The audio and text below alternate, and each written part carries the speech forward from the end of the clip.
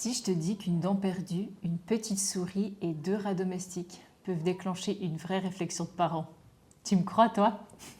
Allez viens, je te raconte. Toi aussi t'es parent et tu te demandes parfois où est le mode d'emploi. Je te souhaite la bienvenue dans cette chronique des parents sans mode d'emploi. Ici, je partage des moments de mon quotidien de maman et les petites histoires toutes simples et les réflexions que j'en fais autour des émotions, du cerveau et de ce que ça vient aussi toucher chez nous en tant que parents. Pas pour donner des leçons, juste pour ouvrir des réflexions. Bonne écoute! Aujourd'hui, mon anecdote va parler de Guillaume, notre troisième, qui va bientôt avoir 8 ans. Il a perdu une dent il y a quelques jours et même s'il ne croit plus vraiment à la petite souris, chez nous on a gardé la tradition. Et quand une dent tombe, on la met sur l'oreiller et le lendemain, il y a une petite pièce. On trouve ça chouette, alors on continue même si tout le monde sait très bien que la petite souris, c'est nous. Donc le soir où Guillaume a perdu sa dent, il me dit « Maman, on la met ensemble sur l'oreiller ?» Ok, alors on fait notre rituel du soir, on lit une histoire, parfois plus, on papote et pendant ce temps-là, nos 2 petits rats domestiques, Happy et Hitty, sont avec nous et ils se baladent sur le lit. Guillaume les adore et en rigolant, il dit « Ah ben peut-être que c'est Happy qui va prendre la dent à la place de la souris cette nuit. » Il dit ça en rigolant bien sûr parce qu'il sait très bien que la petite souris c'est nous. Mais bon, on termine l'histoire, il met sa dent dans une pochette en tulle transparente sous l'oreiller, on se souhaite bonne nuit, on se fait un câlin et il s'endort.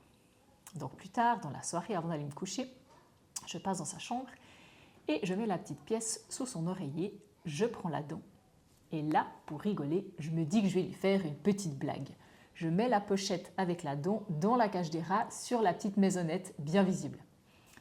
Donc le lendemain matin, je vais le réveiller, il regarde sous son oreiller, il est tout content de trouver sa petite pièce, puis il me dit « Bah, la petite souris, elle a pris ma dent. » Et là, je fais semblant de m'étonner, parce qu'il sait très bien que la petite souris, c'est moi. Mais bon, on joue un peu le jeu. Et donc, comme tous les matins, il va voir les rats avant de prendre son petit déjeuner. Donc, je m'attendais à ce qu'il voie la dent et puis à ce qu'il m'en parle. Mais non, il ne dit rien. Il prend son petit déjeuner et puis il part à l'école. Donc, le soir, au coucher, on reparle de sa dent. Et je ne sais plus comment le sujet revient, mais je lui demande « Est-ce que tu aimerais avoir ta dent ?» Il me dit oui. Et là, il me dit qu'il l'a vue dans la cage des rats le matin. Puis je lui demande « Mais alors pourquoi tu ne l'as pas prise ce matin ?» Puis là, il me dit, avec un ton qu'on a perçu, son papa et moi, un peu dénigrant, un peu rempli d'ego, parce que je trouve que c'est pas drôle du tout. Il était contrarié, il boudait, il jouait un peu le gros dur, il avait un peu des réflexions pas cool quoi. Et là, mon mari lui a dit bonne nuit, puis il est parti. Moi, je suis restée avec Guillaume pour en parler, mais ça, je reviens dans un instant. Donc dans la soirée, les enfants dorment et mon mari me dit qu'il était un peu agacé par la situation. En gros, il me dit « Ouais, toi tu fais l'effort de garder la tradition, tu mets la petite pièce, tu fais plein de trucs cool pour eux. Et là, tu fais une petite blague gentille et lui, il fait la tête, il fait le grand, il n'est pas reconnaissant. Ouais, franchement, j'ai pas trouvé ça cool. » Moi, de mon côté, je vois les choses un peu autrement. Je pense qu'à ce moment-là, Guillaume a pu se sentir infantilisé. Comme si on ne reconnaissait pas vraiment qu'il a grandi, que c'est plus un bébé, comme s'il n'était pas pris à sa juste valeur. Avec du recul, je me suis dit aussi qu'il y a peut-être quelque chose d'important, c'est qu'à cet âge-là, vers 7-8 ans, j'ai l'impression qu'ils sont assez sensibles à la question de place. Ce n'est pas quelque chose qu'ils vont réussir à formuler avec des mots, mais intérieurement, je crois qu'ils se demandent « Est-ce qu'on me prend encore comme un petit ou est-ce qu'on me prend déjà comme un grand ?» Et à cet âge-là, du coup, même une blague bienveillante, parfois elle peut être mal perçue. Et ça peut faire comme si l'enfant il ressent que sa croissance n'est pas vraiment reconnue. Donc il se peut que finalement il y a quelque chose qui se ferme un peu à l'intérieur de lui. Donc sa réaction elle pourrait ressembler à faire le gros dur, à se fermer, à durcir le ton. Donc pour moi, ce n'était pas de l'arrogance ni de la provocation. J'ai plutôt l'impression que c'était une forme de protection.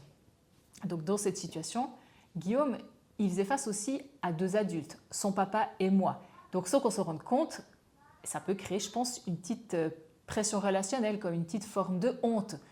Et aussi, dans cette situation, Guillaume faisait face à 2 adultes, son papa et moi. Donc, sans qu'on se rende compte, pour nous, ce n'est pas grand-chose, mais je pense qu'il peut ressentir un peu comme une forme de légère honte, cette sensation d'être un peu exposé. Alors du coup, pour se protéger, j'ai le sentiment qu'il a enfilé son armure émotionnelle. Du coup, le soir, avant de quitter sa chambre, je lui ai dit « Tu sais Guillaume, j'ai bien compris que tu croyais plus à la petite souris. Ma blague n'était pas du tout pour me moquer de toi, ni pour te prendre pour un bébé. Tu sais, c'était juste un petit clin d'œil par rapport à la discussion qu'on avait hier avec Happy et Iti, avec les petits rats. Et là, je l'ai senti s'apaiser. Il m'a souri, il m'a demandé un câlin, il s'est endormi avec l'esprit léger. Et je crois que finalement, ça a suffi. Donc pour moi, cette situation, elle peut se lire de deux façons. Soit on reste sur « ils ne seront pas compte de tout ce qu'on fait pour lui », nous, on a voulu être sympa, on a voulu être gentil, lui, il fait la tête, il boude. Ou soit on se demande « mais pourquoi il a eu cette réaction ? Qu'est-ce qu'il a pu ressentir à ce moment-là ? Ou quel besoin peut-être n'a pas été reconnu ?» Donc pour moi, dans cette histoire, ce n'est pas une histoire de dents, ni de rats, de souris ou de pièces.